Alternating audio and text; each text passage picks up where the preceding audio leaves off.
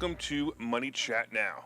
Money Chat Now is a politically charged stock market pre-show giving you the politics of the day and the biggest moves in the stock market. It is presented with comedic common sense and just the right amount of sarcasm by an expert in financial literacy. And hey, that's me, Larry Steinhouse.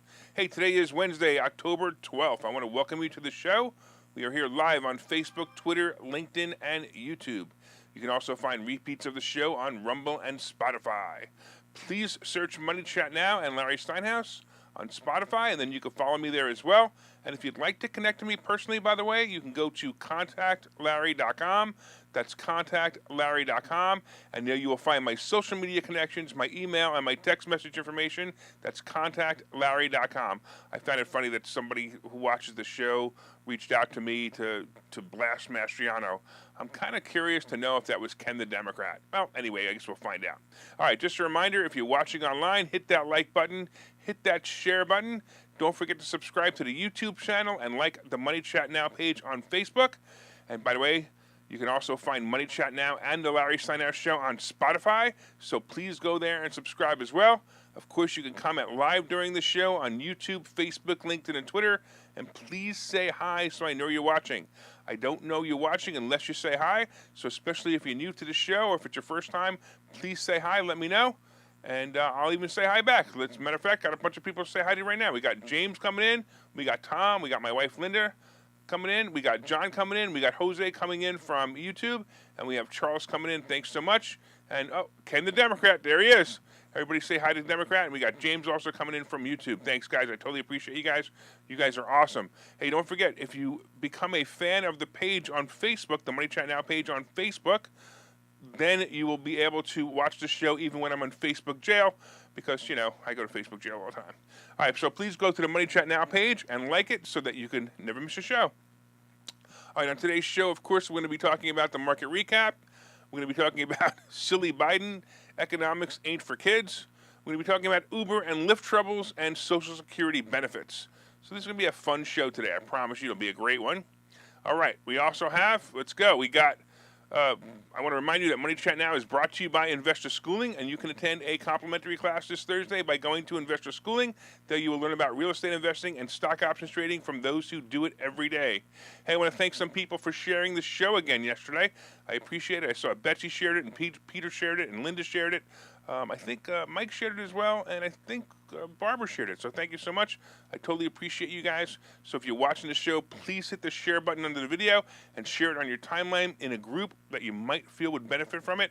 I totally appreciate that. All right, real quick before we get into the recap. Hey, I was in Barnes & Noble yesterday, and I saw my book there. I was just so excited. It's so cool to go into a bookstore and actually see your book. I saw my book there. I don't know if you guys saw it. I posted it on Facebook, so my book Money Hacks is available. And really cool, I actually just noticed that Dave Hancock just came on and said hi. Dave Hancock is my publisher, so if you guys want to say hello to Dave Hancock, thank him for being such a great publisher and making sure that book got into Barnes & Noble. I really appreciate it. He's online watching the show right now, and if you could see him, everybody thank him. Thank you so much, Dave. All right, let's talk about what happened yesterday. Have you guys ever heard the statement that the word fear, spelled F-E-A-R, stands for false evidence appearing real? Well, that's what's happening to us this week, last week, and basically, I guess, the whole week of September as well. The market is so fearful that the Fed will raise interest rates 75 basis points without any real evidence that they are just panicked into selling and not buying. All I see are good stocks being beaten down. Meta, I can't believe Meta was down to 128. 128? That's ridiculous. It's a bargain at that price. This stock is trading at a multiple of about 10. That means it's selling for 10 times earnings. For a stock like this that has traded in 3-digit multiples in the past, to be this low is insane. I don't know what happened to earnings season being the catalyst that drives stocks up. The stock market is clearly broken. It looks like sabotage, and Jerome Powell is the saboteur. Meta earnings is on the 26th, and the stock should have easily floated to 150 by now. But instead, it just keeps dropping. If it hits another 52-week low, it actually hit another 52-week low yesterday, and that's awful. Even Apple seems to be holding ground at 140. It's another stock that usually pops before earnings, and it just isn't. This stock has a multiple of 22, So maybe it's right about what it's worth, but Meta definitely doesn't make any sense at a 10 times multiple. The Meta problem may be simply that Zuckerberg is still screwing around with the company's profits, creating the Meta useless verse.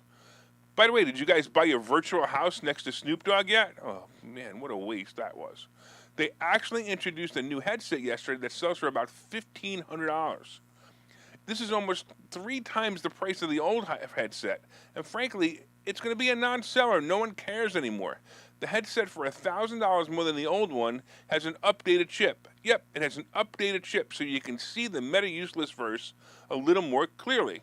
I guess if you use the new headset to look at your credit card bill after buying this, you could see how bad of a mistake it was.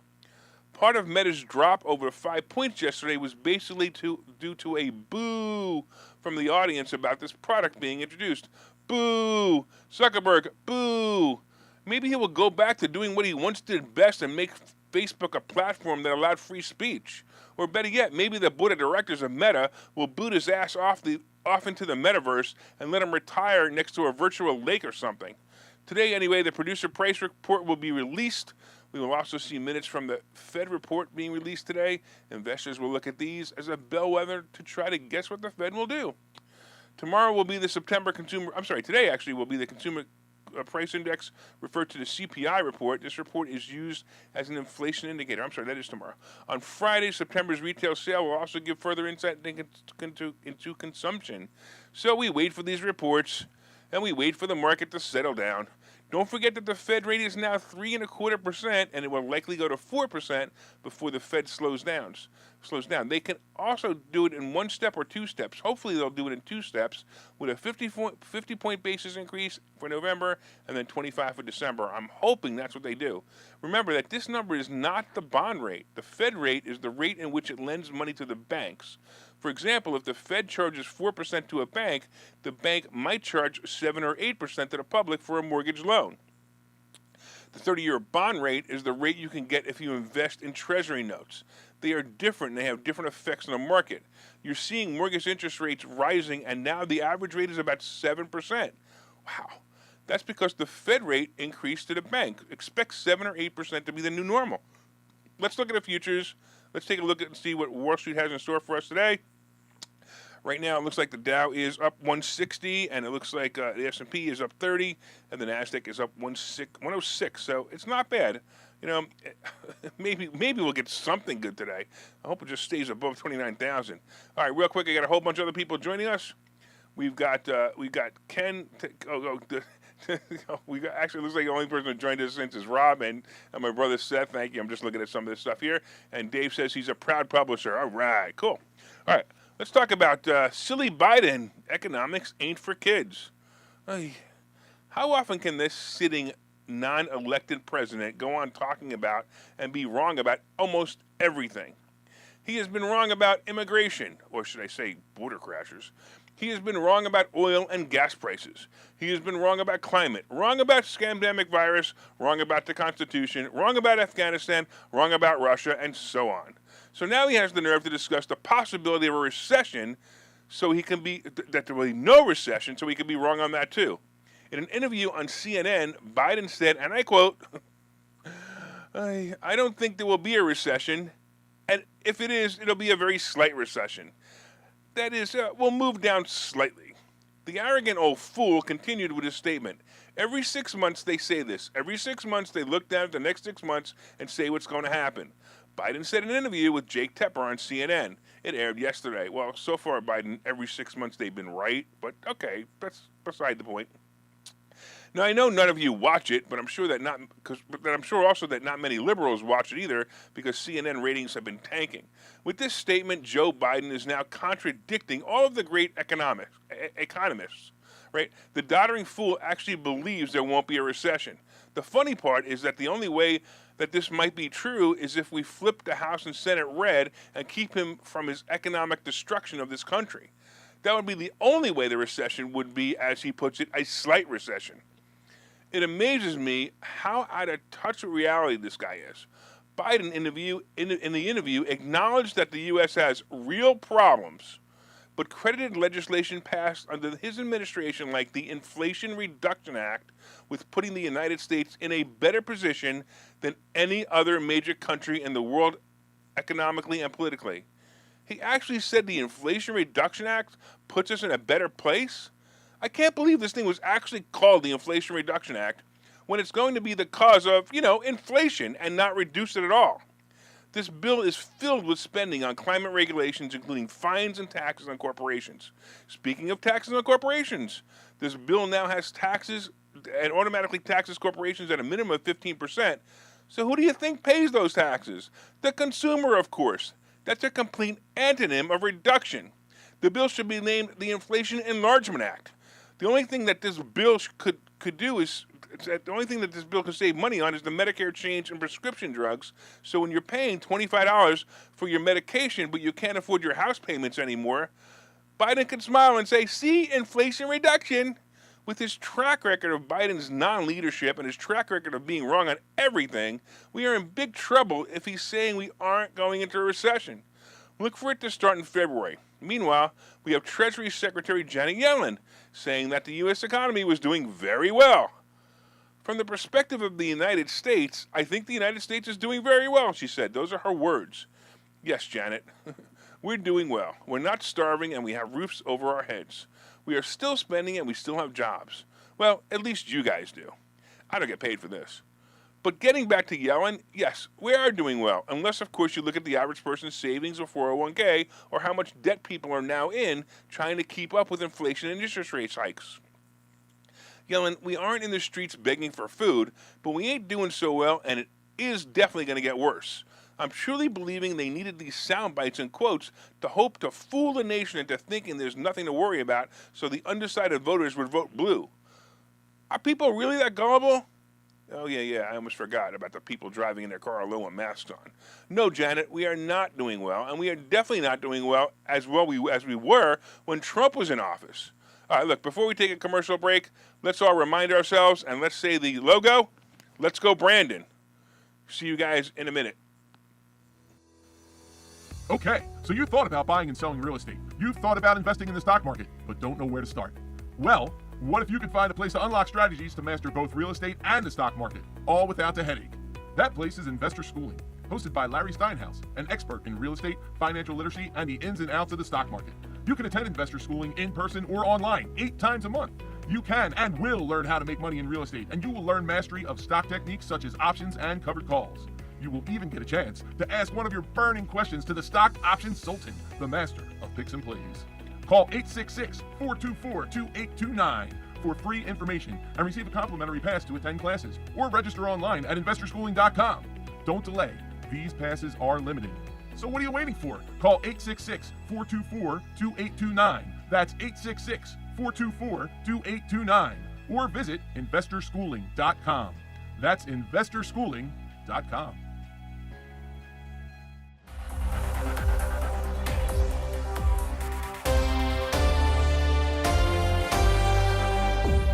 All right, welcome back to Money Chat Now. I'm your host, Larry Steinhouse.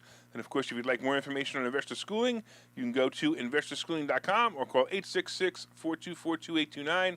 That's 866-424-2829. Hey, I want to welcome you back to the show. We are here live on Facebook, Twitter, LinkedIn, and YouTube. And you can also find repeats of the show on Rumble and Spotify. Please search Money Chat Now and Larry Steinhouse on Spotify. Like and subscribe there as well. And by the way, if you'd like to connect with me, please go to contactlarry.com. That's contactlarry.com. And there you'll find my social media connections, my email, and my text message information as well. That's contactlarry.com.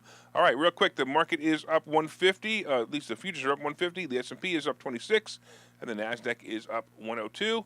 We talked about silly Biden economics ain't for kids. Come on, Biden, we're going into recession.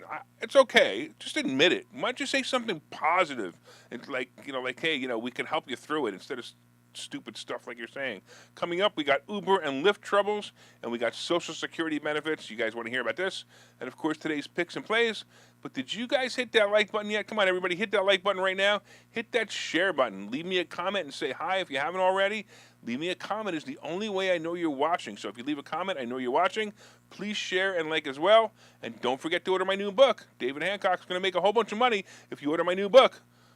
So one of my new book, Money Hacks, and if you ordered it, please leave a review on Amazon. I really appreciate it. I have a lot of good reviews on there, and if you'd like, please leave one as well. Real quick, couple of people coming in online. We got the blue pill coming back in, and we got another James coming back in too. And somebody said something here that I thought was really funny. I don't know if I can be able to find it. So here it is. So Ken the Democrat says, have you seen inflation in other countries? I don't understand why everybody brings this up all the time.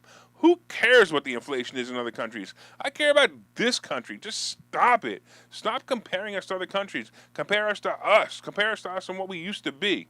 All right, let's get into Uber and Lyft. Yesterday, both Uber and Lyft dropped in price when the Biden administration again signaled the possibility that the drivers for both Uber and Lyft may no longer be classified as independent workers, but instead as employees. It often amazes me how dumb the average Democrat really is when it comes to entrepreneurship. Okay, it actually amazes me how dumb the average Democrat is on many topics, like freedom, economics, math, and, even the Constitution. But let me get back to the story about Uber and Lyft. So Uber started this rideshare company, and people who needed for people who needed a little extra money, and it was like a godsend to them. It allowed the average person to become in charge of their financial situation by taking their car and driving it to pick up someone who needed a ride and dropping them off at their destination. Honestly, it was a brilliant idea for all people involved. It was a win-win-win. The company who created it made money. The driver who signed up to be a driver with very little qualifications made money when and if they wanted to. And finally, the consumer gets to ride in a nice, clean vehicle with a nice driver. And it's just really, really nice. So it's a win-win-win. So what could screw this up? Oh, yeah, the government. This rideshare program made anyone an entrepreneur. Entrepreneurs like to be independent. They like to take care of their own expenses. They take care of their own taxes. And frankly, anyone who is on a 1099 income, better known as an independent contractor, often has many write-offs that employees are not entitled to. Independent contractors usually do much better than employees at the same rate of pay. Let me explain where this is going. If you're a company and you hire someone to perform a function in your business, in most cases that person is considered an employee. Employees have certain rights as employees, such as minimum wage, overtime, and possibly health insurance benefits. The employee must also have certain taxes withdrawn from their pay, and the employer must match their Social Security tax. The employer also needs to pay for unemployment insurance funds and workman's compensation insurance.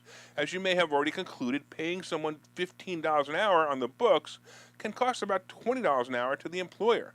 There's another classification of worker called an independent contractor. These workers are paid an amount and the employer has no other obligations, like the insurance or Social Security taxes that we mentioned above. You would assume that every employer would just want to hire all of their employees as independent contractors. But the IRS and the government aren't stupid. All right, well, they are, but they do have a distinct ruling on who can be an employee and who can be an independent contractor. If you try to fool them and hire what they identify as an employee and pay them as a contractor, you will be facing major fines and possible labor law violations. The IRS has come up with several qualification tests for the difference between an employee and an independent contractor. The most important part of this test basically comes from the relationship of the person doing the work with the employer. Some of the simple test rules say that a contractor has to be able to set their own schedule and cannot be forced to a set schedule. Another rule is that the person doing the work needs to show that they're active in working for others or pursuing working for others. They are not bound to one job at one location. These are some of the tests, but here is one big one that's getting sticky. And what it comes down to is the length of the relationship of the worker to the company. It could be said that if a person is working for the same company for a prolonged period of time, that person should have and should be classified as an employee.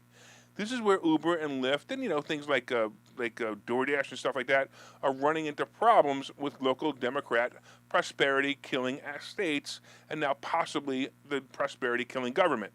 Governor Useless in California tried to classify all Uber and Lyft drivers as employees in an effort to steal their tax money.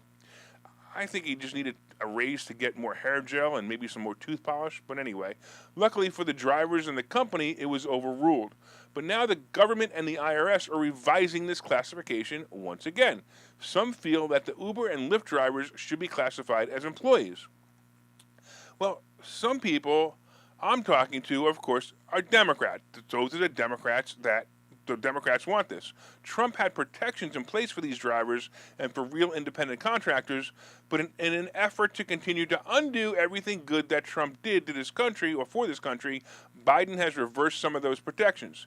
He's also proposing new rules of classification that may make Uber drivers employees, basically destroying the entire business ride-sharing model. The drivers don't want this. The company doesn't want this, and the general public likes ride-sharing companies. So why do it? The answer is real simple, so the greedy Democrats can take away the money and the joy of a great concept. Of course, both stocks, Uber and Lyft, dropped significantly yesterday on the news.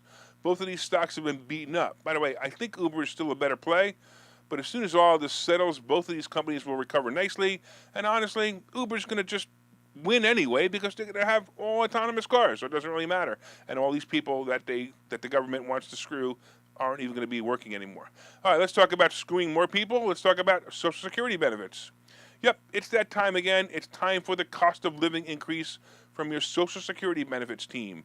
Social Security makes an annual cost of living adjustment, COLA, to your benefit based on inflation, if any there is, right? So last year we had major inflation, so the cost of living increase, the COLA increase for 2022 was 5.9%.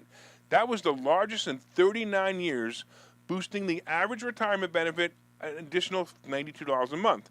And now it looks like for 2023, it looks like the next COLA increase will be about 8.7%. Whew. This is going to be the largest increase in decades, but I have to tell you, it's not the largest increase on record. In 1980, the COLA increase was a whopping 14.3%, and in 81, it was 11.2%. Holy moly, that's nuts! Normal times, we see about 1.5 to 2% increase. The estimate for the year of 8.7% is based on a subset of CPI data known as the Consumer Price Index for urban earners and clerical workers, or the CPI-W. So it's based on, so if you guys want to look it up, the CPI-W is the number. The Social Security Administration uses that measurement to determine COLA each year. The people receiving Social Security checks will get a nicely anticipated raise next year, but how will it affect Social Security Fund? A major problem with this increase is going to be a recession, and it may make the fund insolvent. Social Security payments longevity are based on calculations of how much money is going into the system from current workers. If there's a recession, less people will be working, and the fund may run out of money. The other interesting note is that the Social Security payment don't decrease, they only increase. That means if we go into a recession and prices decrease, that would mean that there might be a surplus of money going to people collecting Social Security. Now, this ain't a bad thing, of course. In fact, I'm looking at it as an opportunity. It would mean that boomers like me would have more disposable income. Look for investments in companies that boomers would buy products from. All right, we're running out of time, so let's take a break here. I'll see you guys in a minute, and we'll be back with some plays. Hi, I'm Larry Steinhouse, and one of the most misunderstood things in America is money. That's why I've written this book. It's called Money Hacks, because everything you think you know about money is wrong. And I'm telling you, everything you think you know about money is wrong. When you read this book, you will learn things about money that you did not know. You will even learn if money can buy you happiness. I have a full chapter dedicated to that. You're going to definitely want to read that. I talk about how to use other people's money to buy real estate. I talk about how to save more money, and I even talk about how to rebuild your credit score in this book. There are 22 amazing chapters in this book. This book is now available everywhere. It's available on Amazon. It's available on barnesandnoble.com. And you can order this book right now, and you'll have it in 2 days, and you'll start learning things about money that you never knew before. So order the book right now. Go to Amazon, go to barnesandnoble.com, and order the book, Money Hacks by Larry Steinhouse.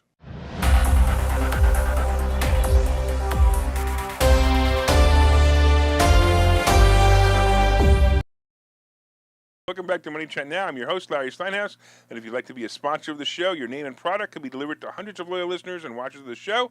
As you know, we're expanding our base every day. And if you'd like to get your product or service out to my audience and help to keep the show on the air, I'd love to have you as a sponsor. Just reach out to me in Messenger or contact me at contactlarry.com. That's contactlarry.com. So I don't understand. So Johnson Aid sits there and insults me in the comments, but he watches the show. That's pretty good. Thanks, Johnson. I appreciate it. By the way, obviously that's not his real name, and I call him Blue Pill because his name is Johnson Aid. You guys could put that one together if you like. All right, by the way, we also have a Spotify channel. That's right. You can go and subscribe to the channel and listen to all the reports. They're broken out for your enjoyment. So if you like that last report, Bill, I can't believe Bill just came in and said he's late again.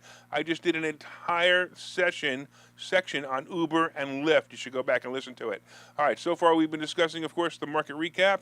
The futures are up 124. The S&P is up 24, and the NASDAQ is up 95. We talked about silly Biden.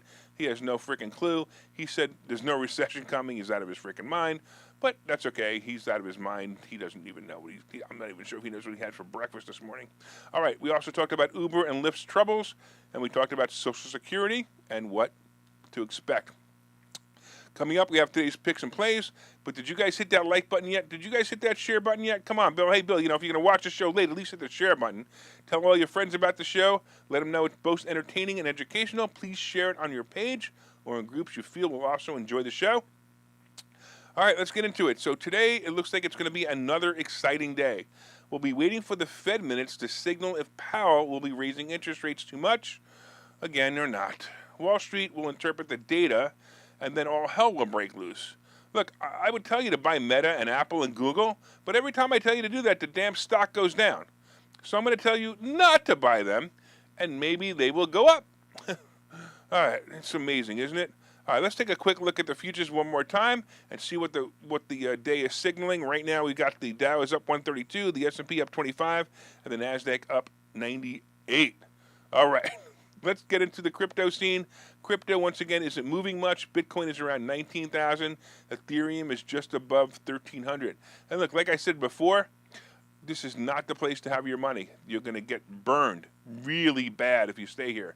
Gold and silver. Gold is almost as low as $16.50. I still think it's a better buy than silver. Silver's about 19 1/4 right now, so I would put my money into gold. Treasury bond is about 4%. Like I said, I'd like to see this above 4% so the market can basically get used to it.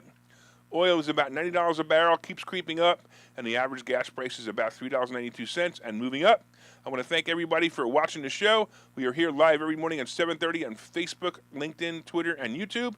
And, of course, you can find repeats of the show on Rumble and Spotify. My name is Larry Steinhouse. I am the host of Money Chat Now. I am the CEO of Investor Schooling.